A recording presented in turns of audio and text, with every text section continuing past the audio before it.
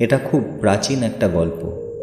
কৌশিক নামে এক সন্ন্যাসী ছিলেন, যিনি পরবর্তীকালে ভারতবর্ষে খুব বিখ্যাত হয়েছিলেন।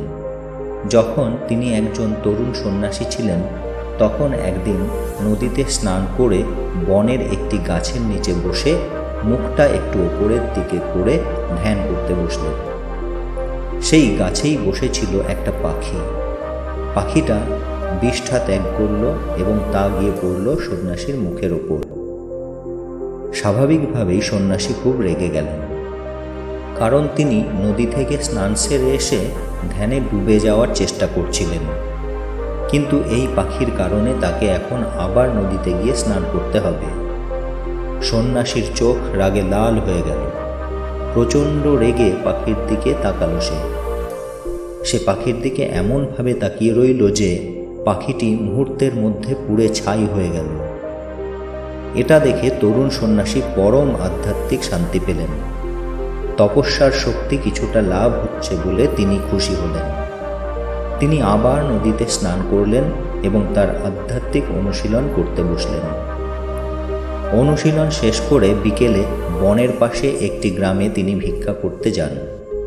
সেখানে একটি বাড়ির বাইরে দাঁড়িয়ে তিনি ডাকলেন, ভিক্ষা দাও।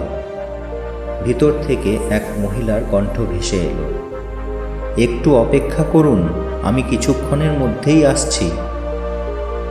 একথা শুনে তরুণ সন্ন্যাসী রেগে গেলেন, কারণ আজ সকালে সে একটি পাখিকে পুড়িয়ে ছাই করেছে, যে তাকে বিরক্ত করছিল। এই ঘটনা তার আধ্যাত্মিক অহংকারকে বাড়িয়ে দিয়েছিল। সে আরও জোরে চিৎকার করে বলল, ভিক্ষা দাও। আবার ভেতর থেকে ভেসে এলো সেই মহিলার কণ্ঠস্বর, আমি বললাম, একটু অপেক্ষা করুন, আমি আসছি। একথা শুনে সন্ন্যাসী আরও রেগে গেলেন এবং তিনি আরও জোরে চিৎকার করে বললেন, ভিক্ষা দাও। ঠিক তখনই ভিতর থেকে এক মহিলা তার হাতে খাবারের থালা নিয়ে বেরিয়ে এলেন। সন্ন্যাসী তাকে দেখে চিৎকার করে বললেন, আমি ঐশ্বরিক ক্ষমতা সম্পন্ন একজন মহান সন্ন্যাসী। আমার মতো একজন সন্ন্যাসীকে অপেক্ষায় রাখার সাহস হয় কি করে? এতে মহিলাটি বললেন, আপনার এত তাড়া কিসের? আমি আমার স্বামীকে খাওয়াচ্ছিলাম। তিনি দুই চোখেই অন্ধ, কিছুই দেখতে পান না, কিন্তু আপনি তো একটু অপেক্ষা করতে পারেন, তাই না? তরুণ সন্ন্যাসী মহিলাটির দিকে রাগান্বিত দৃষ্টিতে তাকালেন। মহিলাটি বলল, আপনি আমার দিকে এভাবে তাকাবেন না, আমি কোনো পাখি নই যে পুড়ে ছাই হয়ে যাব। একথা শুনে সন্ন্যাসীর চোখ স্থির হয়ে গেল। তিনি জিজ্ঞাসা করলেন, কিন্তু তুমি এটা জানলে কিভাবে? মহিলা বললেন, এটা কোনো ব্যাপার না, কিন্তু আপনি আমার দিকে এভাবে তাকাবেন না। সন্ন্যাসী ভাবলেন, সেই ঘন জঙ্গলের আশেপাশে কেউ ছিল না, তাহলে এই মহিলা পাখিটির কথা জানল কি করে? সন্ন্যাসী জিজ্ঞাসা করলেন, আপনি কিভাবে জানলেন? অনুগ্রহ করে বলুন। ভদ্রমহিলা বললেন, এটা কোনো ব্যাপার নয়, কিন্তু এই মুহূর্তে আপনি অহংকারে পূর্ণ আছেন। এই অবস্থায় আপনি কিছুই শিখতে পারবেন না। সন্ন্যাসী হাত জোর করে বললেন, তাহলে আমাকে আপনার শিষ্য করুন। মহিলা বললেন, আমি একজন গৃহবধূ, কাউকে শিষ্য করি না, তবে আমি আপনাকে অবশ্যই আমার গুরুর ঠিকানা বলতে পারি, আপনি তার শিষ্য হতে পারেন। মহিলাটি সন্ন্যাসীকে তার গুরুর ঠিকানা দিলেন। সেই ঠিকানা অনুসারে তরুণ সন্ন্যাসী কাছের একটি শহরে পৌঁছালেন। তার কিছুক্ষণ পর কসাইখানার রাস্তায় পৌঁছালেন। সন্ন্যাসী দেখল চারিদিকে মাংস ঝুলছে। সে ভাবল হয়তো সে ভুল ঠিকানায় এসেছে, কিন্তু ঠিকানাটা একদম ঠিক ছিল। সে ছিল ব্রাহ্মণ, তার কসাইখানার রাস্তায় হাঁটাও পা। সে ভাবল, কোনো কসাইকে তো সে তার গুরু বানাতে পারবে না। তবুও সে এগিয়ে গেল। সে লোকেদের কাছে ঠিকানা জিজ্ঞাসা করল। লোকেরা ইশারায় বলল যে এই লোকটি ওই দোকানে থাকে। সন্ন্যাসী সেখানে গিয়ে দেখল একজন লোক খুব সাবধানে মাংস কাটছিল, যার সারা শরীর রক্তে ঢেকে আছে। তার চারপাশে মাংসের টুকরো ঝুলছিল। সে সেখানে দাঁড়িয়ে ভাবতে লাগল, আমি ব্রাহ্মণ, একজন কসাই আমাকে কি শেখাবে?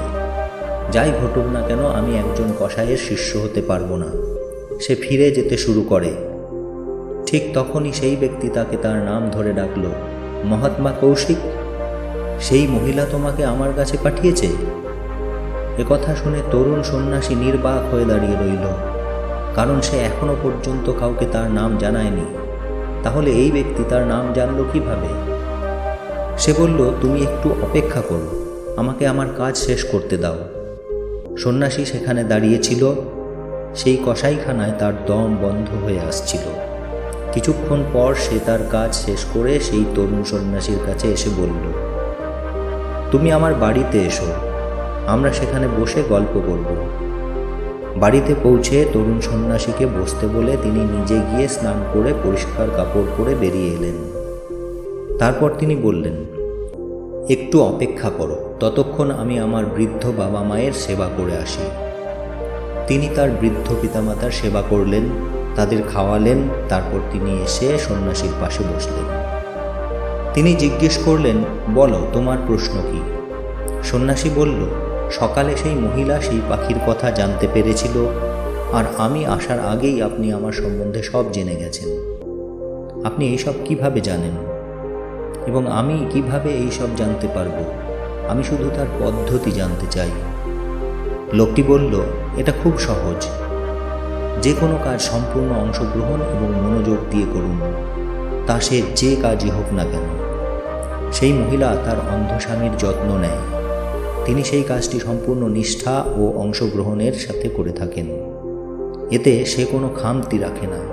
আমি আমার পিতামাতার সেবা করি, আমি অত্যন্ত যত্ন সহকারে এটা করি, আমি এতে কোনো খামতি রাখি না।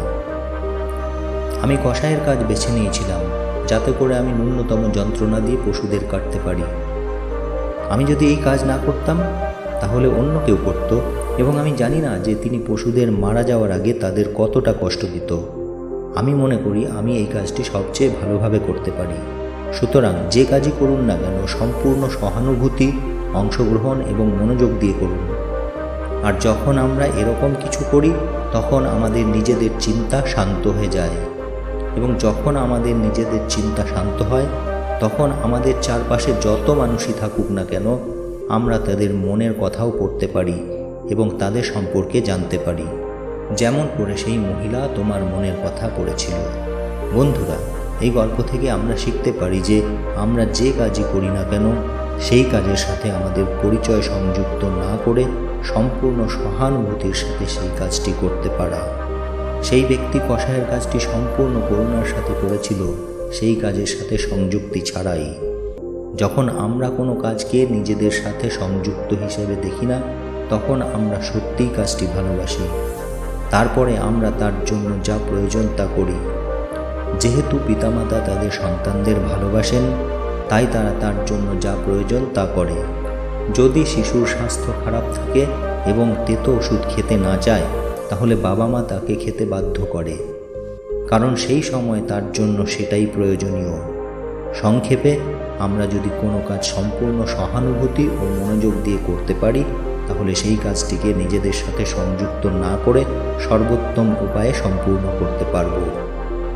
বন্ধুরা, গল্পটি কেমন লাগলো কমেন্ট করে জানাবেন। আপনি যদি এই গল্প থেকে কিছু শিখে থাকেন তাহলে এই গল্পটি আপনার বন্ধুদের সাথে শেয়ার করুন, এবং এরকম আরও তথ্যপূর্ণ ভিডিও দেখতে চ্যানেলটি সাবস্ক্রাইব করুন, এবং পরবর্তী ভিডিও নোটিফিকেশন পাওয়ার জন্য নোটিফিকেশন বেলটি প্রেস করুন। ভিডিওটি দেখার জন্য আপনাকে অনেক অনেক ধন্যবাদ।